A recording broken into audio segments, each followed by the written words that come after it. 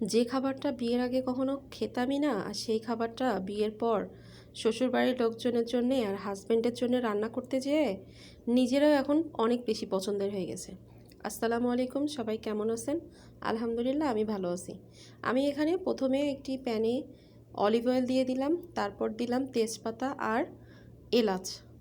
এলাচটা দিয়েছি যেন শুটকির যে একটা বাড়তি একটা স্মেল আছে সেটা যেন না লাগে, সেজন্যে। আমি এখানে রান্না করতেছি শুটকি দিয়ে ডিম ভুনা। আমি প্রথমে প্যানে তেল দিয়েছি, তারপর দিলাম এলাচ, তেজপাতা, তারপর পেঁয়াজ কুচি দিয়ে আর শুটকি দিয়ে কিছুক্ষণ ভেজে নিয়েছি। তারপর দিয়ে দিচ্ছি এর ভিতরে একে একে সব রকমের মশলা, ধনিয়া গুঁড়া, জিরা গুঁড়া, লবণ, মরিচের গুঁড়া, মিক্সড মশলা, টমেটো, এগুলো সব কিছু দিয়ে সামান্য একটু পানি দিয়ে আমি মশলাটাকে খুব ভালোভাবে কষিয়ে নিব।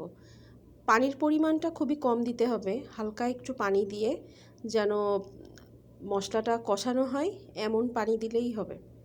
এভাবে খুব ভালোভাবে আমি কষিয়ে নিব। শুটকিটা বেশ ভালোভাবে কষিয়ে নেওয়ার পর এরপর আমি এর ভিতরে দিব পরিমাণ মতো পানি।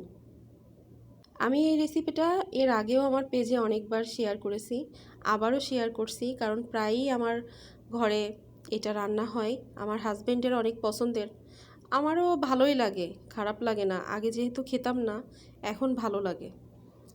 তো আসলে মেয়েদের জীবনটা এমনই যে বিয়ের আগে যে জিনিসগুলো পছন্দ করে না বা খেতে চায় না, সেটা বিয়ের পরে শ্বশুরবাড়ি বা হাজব্যান্ডের জন্য রান্না করতে করতে তখন তাদের অনেক পছন্দের হয়ে যায়। তো আমি এখানে শুটকিটাকে ভালোভাবে কষিয়ে নিয়ে তার মধ্যে দিয়ে দিয়েছি কয়েকোয়া রসুন আর কিছুটা কাঁচামরিচ ফালি করে দিয়ে দিয়েছি। তারপর দিলাম পরিমাণ মতো পানি।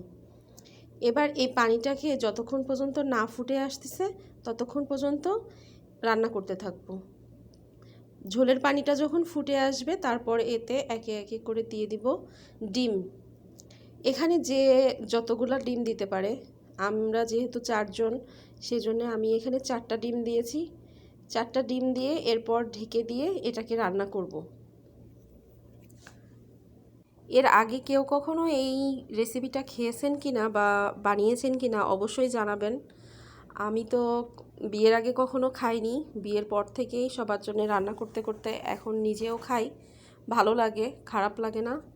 আর হাজব্যান্ডের জন্য প্রায় সপ্তাহে একবার হলেও আমার এইভাবে রান্না করতে হয়, কারণ তার অনেক বেশি পছন্দের। আর যারা ফেনী, নোয়াখালী এইসব ডিস্ট্রিক্টের লোকজন আছেন তারা বলতে পারবেন যে এটা খেতে আসলে কেমন, কারণ এসব অঞ্চলের দিকে মানুষ এই রেসিপিটা বা এই রান্নাটা বেশি করে খায়। তো এই তো আমার রান্না শেষ, কেমন হলো জানাবেন। আল্লাহ হাফেজ।